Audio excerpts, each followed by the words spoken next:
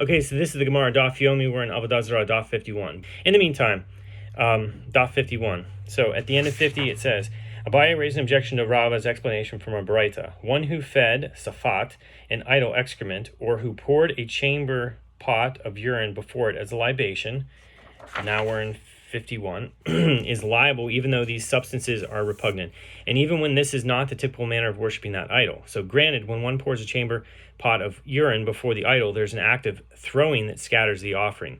But in the case of excrement, what act of throwing that scatters the offering is there?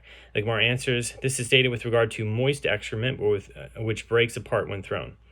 The Gemara suggests, let us say that one's liability for breaking a stick as a form of idol worship is the subject of a dispute between Tanaim. So those are the sages in the Mishnah. If one slaughtered a locust for an idol, so Rabbi Yehuda deems him liable, and the rabbis deem him exempt from punishment. So what is it not about this issue that they disagree? So one sage, Rabbi Yehuda, holds that we say that one is liable even in the case of a rite that merely resembles slaughtering an animal, that is slaughtering a locust or breaking a stick. And one sage, that is the rabbis, holds that we do not say that it is sufficient for the rite to merely resemble slaughtering an animal. Rather, the rite must be like the type of slaughtering performed inside the temple. One is therefore not liable for slaughtering a locust, since locusts are not slaughtered in the temple. So the Gemara rejects this objection. No, everyone holds that we do not say that one is liable even for a rite that merely resembles slaughtering an animal. Rather, we require the rite to be like the type of slaughtering performed inside the temple. And the case of a locust is different, since its neck is similar to the neck of an animal. So Rabbi Yehuda therefore considers slaughtering a locust similar to the type of slaughter performed in the temple. So Rav Nachman says that Rabba Bar Avu says that Rav says, in the case of an object of idol worship that is worshipped by means of a stick, if one broke his stick before it, he is liable, and the stick is rendered prohibited. If he threw his stick before it, he is liable, as its typical manner of worship involves a stick, but the stick is not rendered prohibited. So Rava said to Rav Nachman, what is different about the case where one broke a stick? In this case, the stick is rendered forbidden, as it is similar to slaughtering an offering, which is a rite performed in the temple. So too, in the case where one threw a stick, it is similar to the sprinkling of the blood on the altar. So Rav Nachman said to Rava, in order for the sacrifice rite to be similar to the sprinkling of blood, we require a form of throwing that scatters the offering, and that is not the case here. So Rava asked Rav Nachman, if that is so, what means are the stones of a place worship dedicated to Mercury rendered prohibited? So this is the idol where you throw stones at it, right?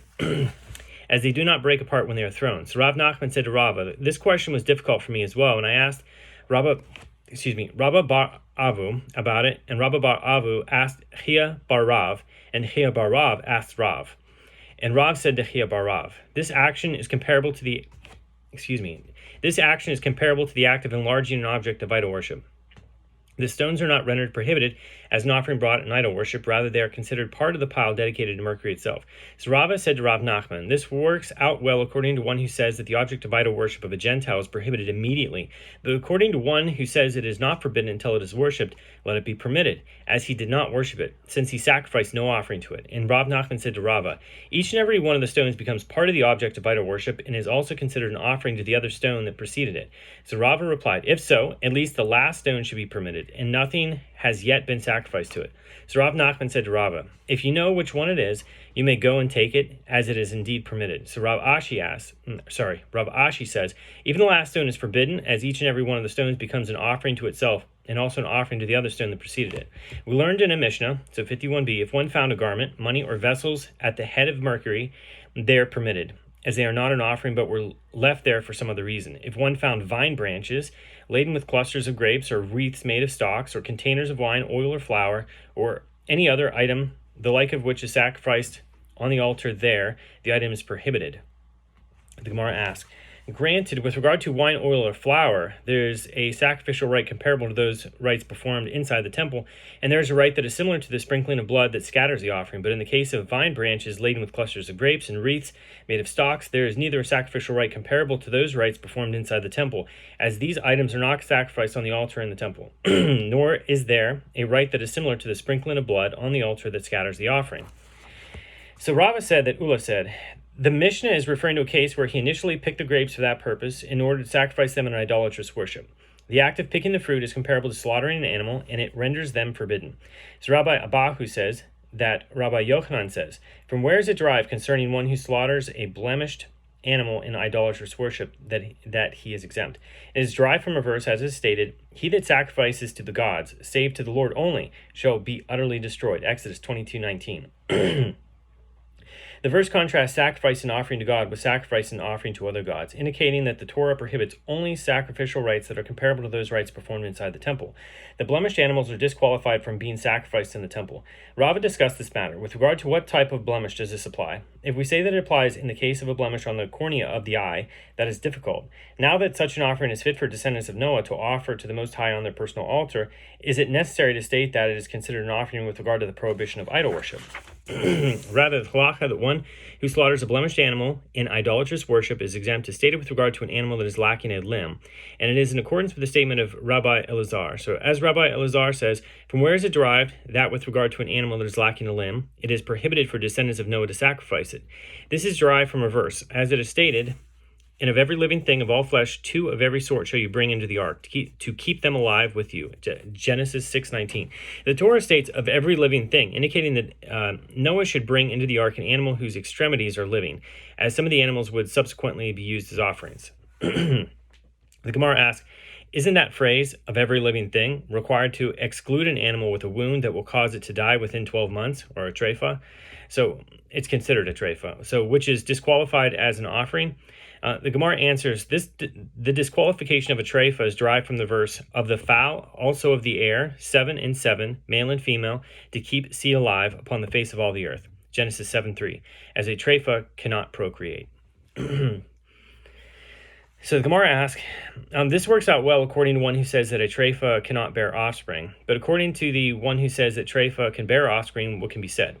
According to this opinion, a Tereifa cannot be excluded by the phrase "to keep seed alive," as it can procreate. So just a note here, so whenever it says Tereifa, we think of treif today, and a lot of times people say treif and they mean like unkosher. But treif or treifa is, it means torn, basically like torn. So you can slaughter an animal, it can be kosher slaughtered, everything. You don't say a blessing, and it's treifa. It's as if like it was torn by a beast. The only way that it's like, divinely ordained, that it's slaughtered that way, that it's kosher, is whenever it's like, because otherwise, basically, if you're ending the animal's life sooner than when it should, then it's like, it's almost as if it's torn by another beast or attacked by another beast. So in this case, if an animal has a wound, even if it's of its own sickness or something like that, and it can die within 12 months, or it's expected to die within 12 months, it's considered a treifa. And you can just think of that as if like, there's some sort of creature like bacteria or something that attacked the animal, so if you think of it along those ways. Whereas today people say treif and it just means unkosher, but in reality it's supposed to be a specific designated thing. And this is kind of like a, Yiddish became a little bit more lax in how they talk about things. But the other word that would be used is like navel, like a carcass.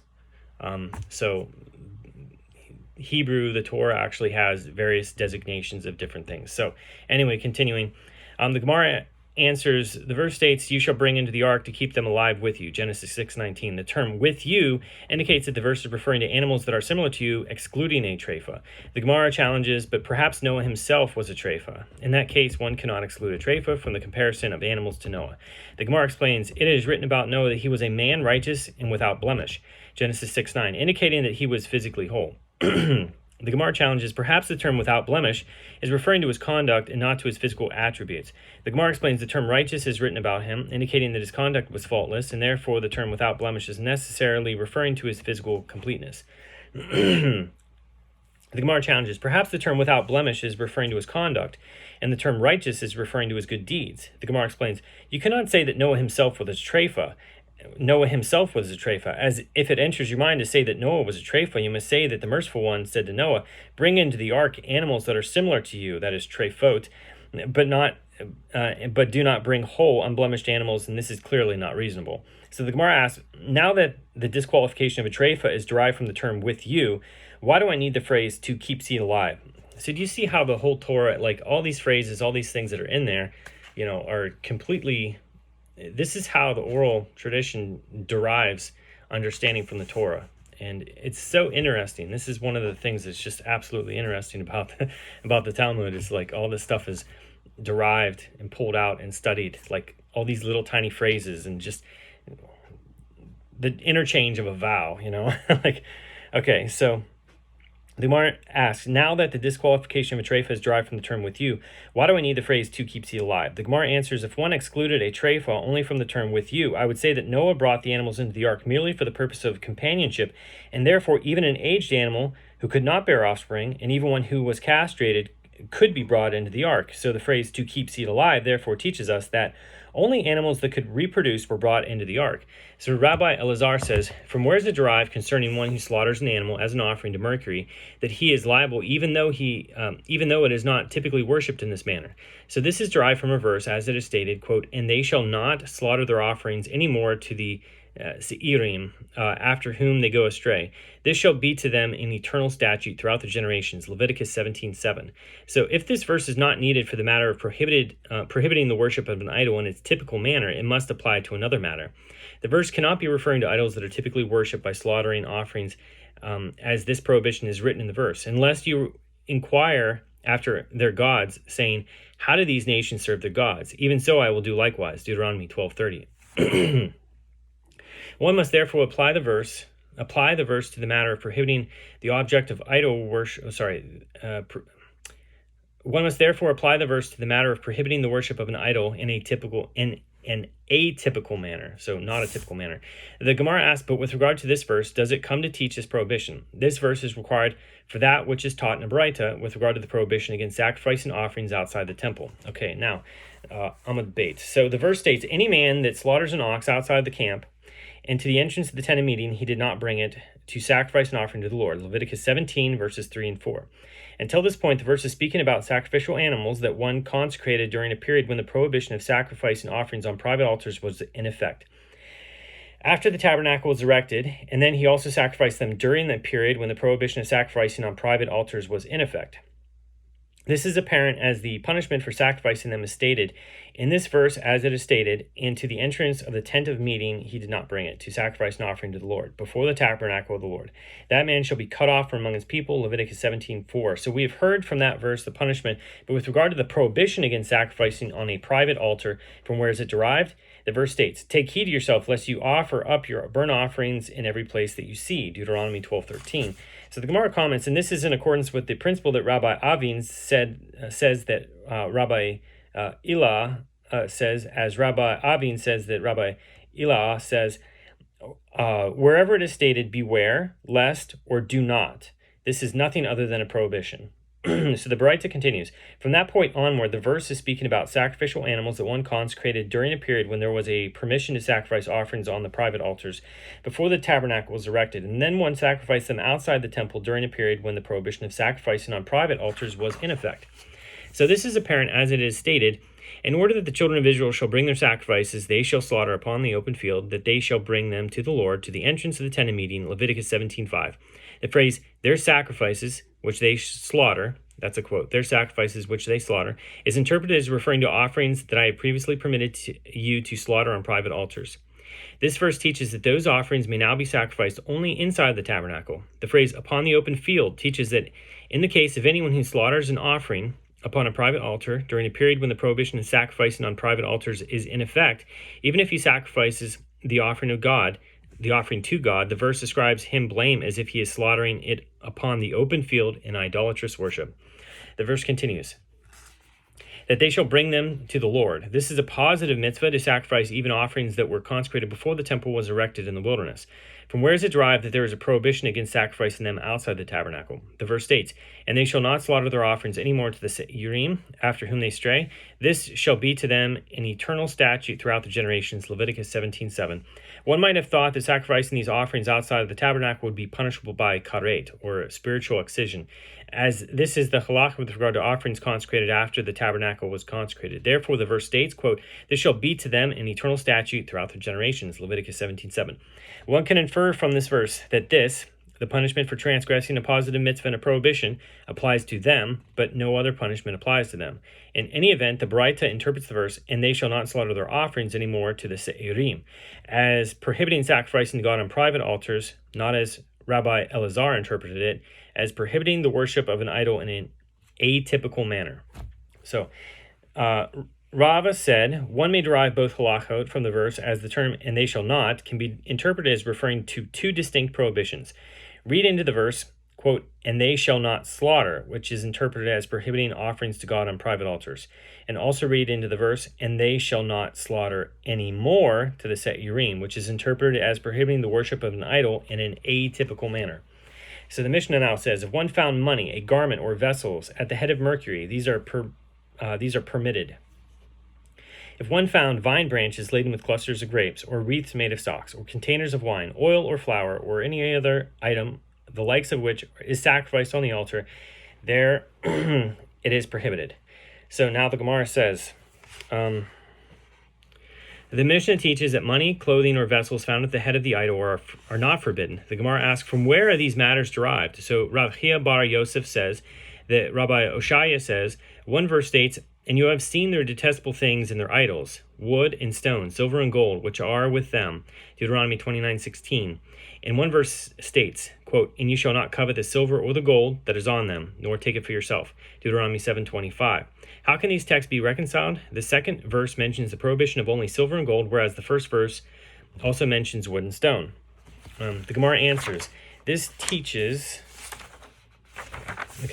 that the prohibition with regard to those items that are with them, that is, those found next to the idols, is similar to the prohibition with regard to those items that are on them.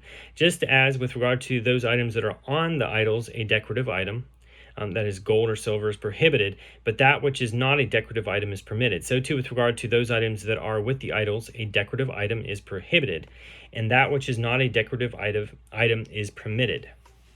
The Gemara challenges, but one could say to the contrary that the prohibition with regard to those items that are on them is similar to the prohibition with regard to those items that are with them.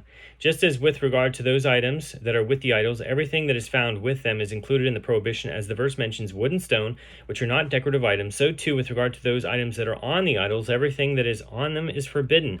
The Gemara explains, if so, the verse should not state the prohibition with regard to items that are on the idols, as it may be inferred a fortiori from the prohibition with regard to items that are found next to them.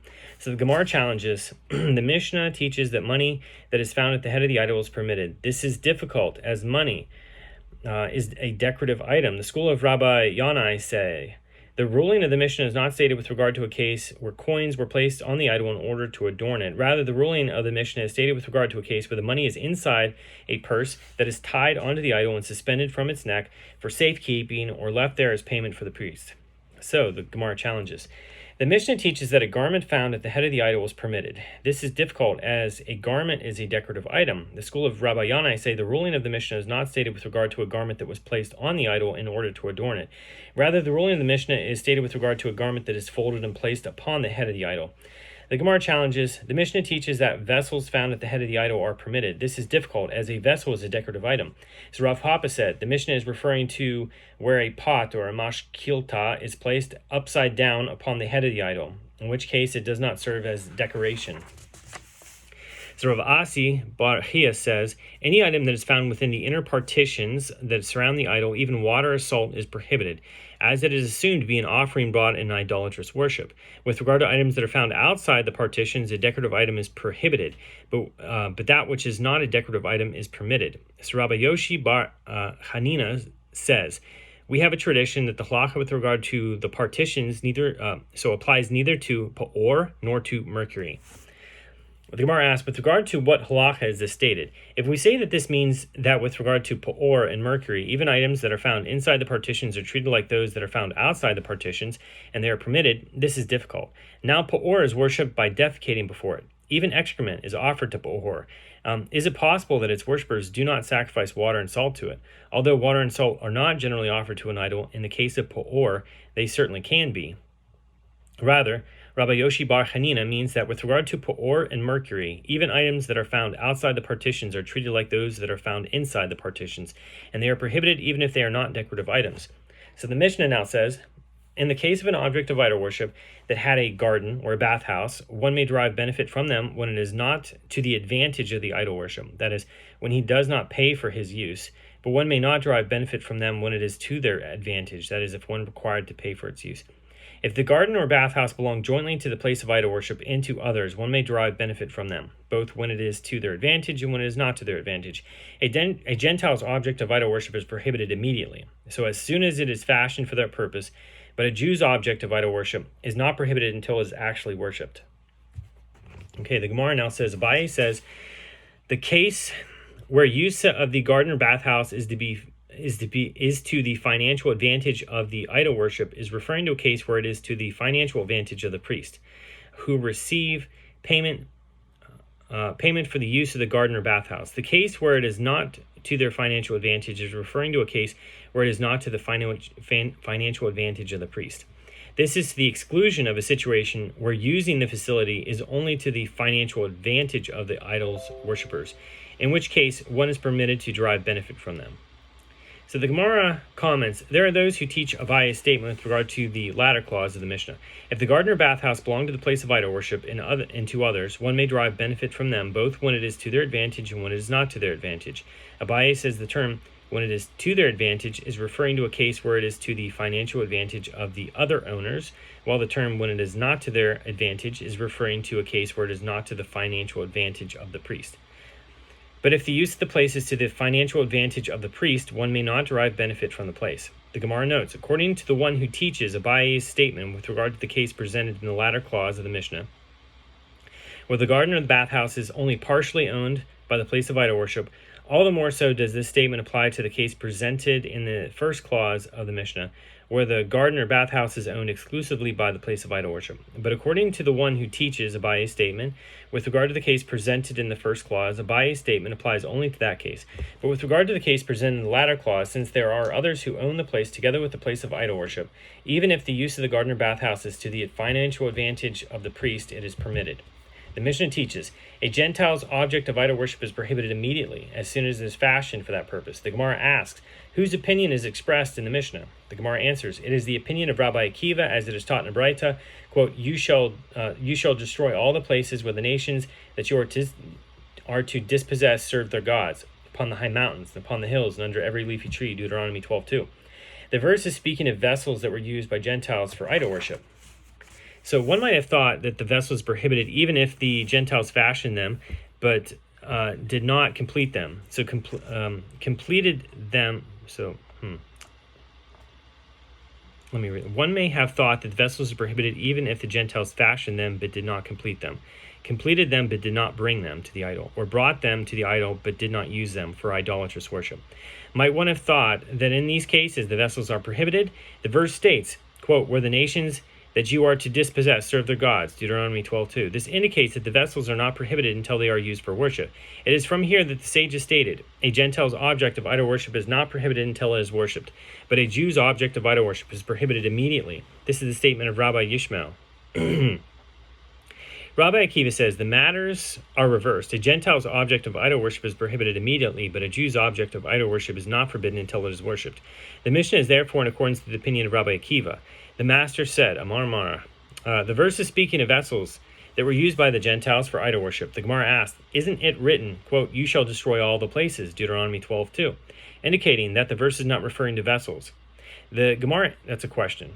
The Gemara answers, if the halakha stated in this verse is not applicable for the matter of places that were worshipped, it must apply to another matter. The verse cannot apply to the places themselves, as they are not rendered prohibited, as it is written, quote, you shall destroy their gods upon the high mountains, Deuteronomy 12:2, indicating that one is not required to destroy the mountains that are themselves their gods. Something that is attached to the ground is not forbidden, is not rendered forbidden, and therefore, even if idol worshippers worship the mountain itself, it does not need to be destroyed. And that is the end of Daf 51. Thanks for watching.